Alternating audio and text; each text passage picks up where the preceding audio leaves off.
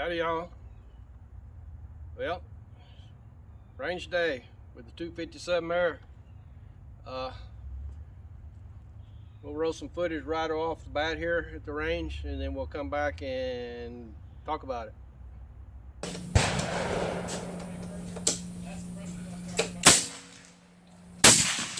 762.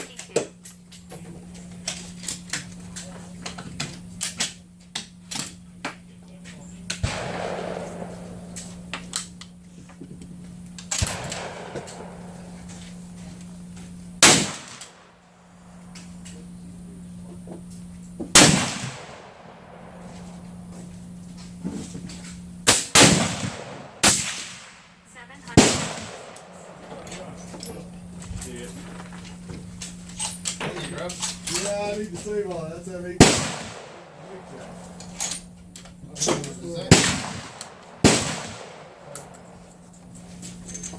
I got that. I think it might have these two right here. Oh, this is it. Yeah, those two.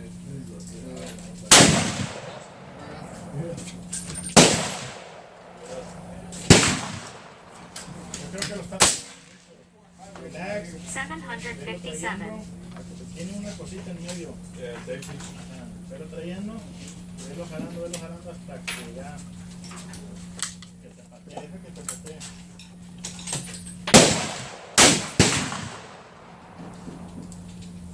Hey Brian. Hey there.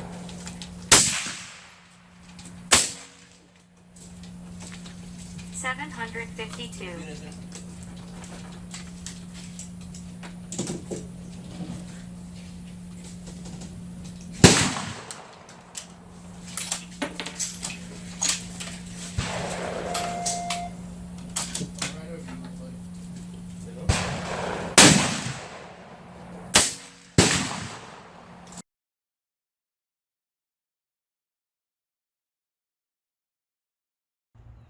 All right, here it is. It's in its working form. I mean, if you want to call it that, it is poking holes in paper at 100 yards.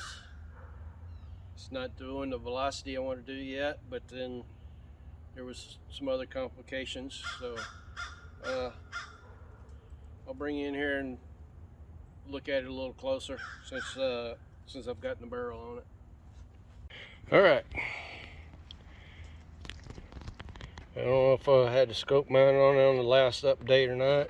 There's a scope mount. Barrel is mounted.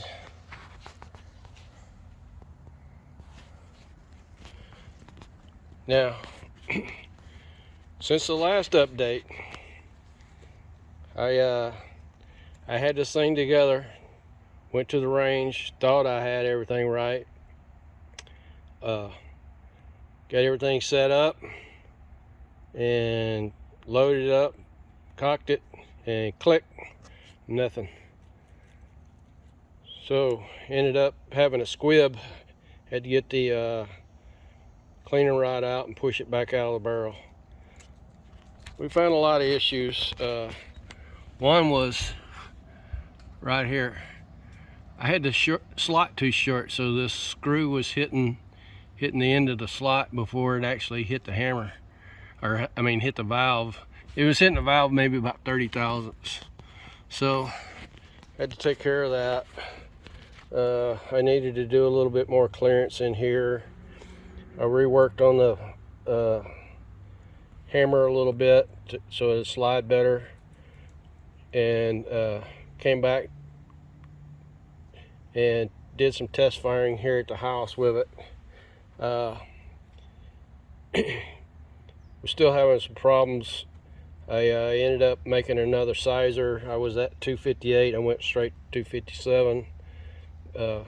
My 308 likes 308, so I'm going to try that to see.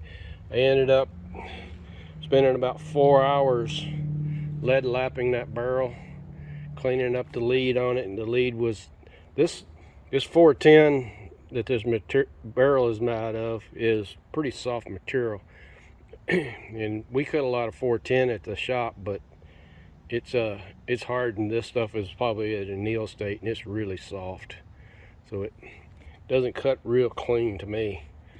So anyway, we got the barrel fixed up. We got all that, everything else fixed up, and we were still having some problems. The best I could get it to do was I had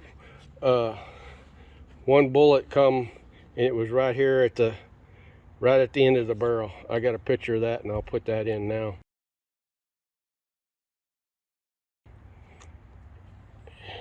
So got to thinking, it's like, okay, I had to have redone, made the valve wrong. So I went back and finally found my notes off of my 308, and yeah, I had this valve and the poppet way off. It was just way too big. So I corrected all that. Anyway, we went to the range today. Then we had problems with this. This regulator is messing up on me. This regulator is set for, it's supposed to be 3,000. I mean, that's what Ninja claims it is. It's been always done like 2950, but sometimes it gives me problems, so it's going to need to be reworked. And both times it's gave me problems was when I was using it tethered. I just don't think these Ninja regulators like these sudden drops in pressure and trying to recover, because I don't know how many shots I shot. I'd have to look at the chrono and make sure. I know I didn't record a couple of them too. So anyway, I do know the last 5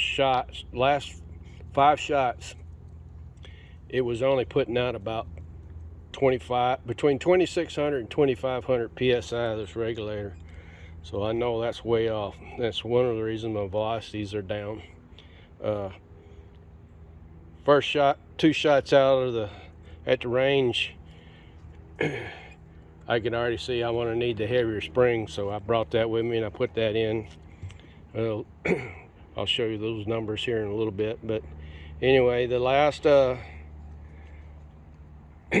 it took me a little while to get this thing on paper, because I had no idea. There's not much of a way to bore sight it unless you got one of those lasers that mounts in the end down there. But anyway, it was shooting about 1 foot to the left and about 1 foot low. So once I figured out where it was, I got it up on the target. So kind of impressed with it so far. Not super happy. Let me get the targets out and we'll go over those. All right, now I had another target sitting over here, and I'll throw a picture of the target set up from the range. And I was the first couple shots I was trying to shoot right here, and the first 2 it was hitting the dirt in front of the targets. And once I changed the spring, I started hitting the target, but I was hitting the target over here on this that was next to these 2 is what I was hitting. So started moving it, and it's like I was started aiming over here, and I hit one here and one down here, moved it a little bit more, and then finally I got it on target, aiming at this one, and that's a 5-shot group there. And then I moved it a little bit more, and there's my next 5-shot group. And then my last 5-shot group is this one.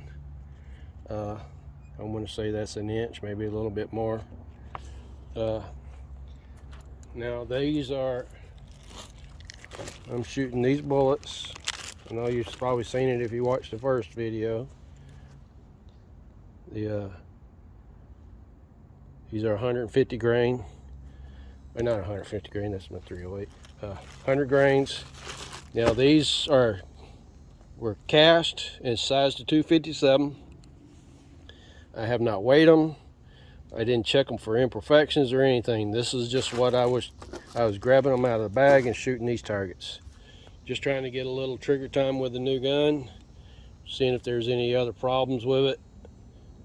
I think we're doing okay. We're on the right path. We got to get this regulator figured out. I need to buy a good regulator instead of these little Ninja regulators. I need to buy one, you know, like you see on top of a welding cylinder or something like that. They're similar to that, but they're a little pricey. But anyway, we got it where we want it at this point. More tinkering to it. The next step here will be I will disassemble it. I will be putting radiuses on stuff. I didn't want to do anything other machining until I got everything corrected and it's actually shooting. Got a lot of sharp edges I need to take off of this thing. I want to get like this edge here knocked down, all this radiused out and stuff like that. Once we get all that done, then we are going to anodize the ID of this internal bore here of this, where it holds the high pressure air. It needs to be anodized to keep the aluminum from oxidizing on you under this high pressure. So that's going to be the next two things. The third thing will be I'm going to hydro dip the whole gun. All the aluminum all the metals will be hydro dipped except for that piece right there, because I'm not taking those fittings out of there. They're holding. I'm not going to take them apart, get them to leaking again. Well, it never really leaked. Yeah, it did. This one was leaking on me till I got it tight enough. Once I get everything, got it all there, that's staying like it is. Anyway, scope. This is the one that a good friend of mine gave me. It's working fine for 100 yards. If we decide, if everything gets, I can get this thing working like I want. I plan on trying to shoot out to 300 yards with it, and I'll need a better scope than this. That'll be further down the road. We got to finish up everything else first. So anyway, on a side note, shot the 308 air rifle because I'm supposed to go on a deer hunt with it. That's a 3-shot group, and that's at 100 yards. I mean, these are at 100 yards, so my 270. I got to work on that load a little bit more. I'm not real happy with it. It's good enough for me to go deer hunting with right now, but anyway, that's a side note. Yep, here we are right there. Oh, velocities. I will have to dig those up and I'll put them on the screen, but we were shooting in the neighborhood of 760 feet per second.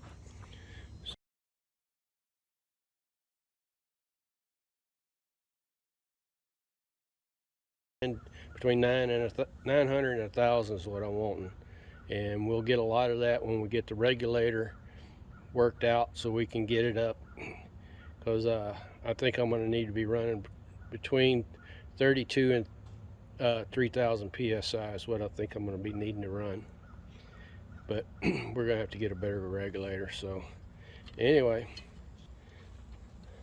that's it for update number, what is this, number 3?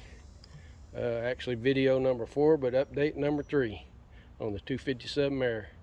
Thanks for watching.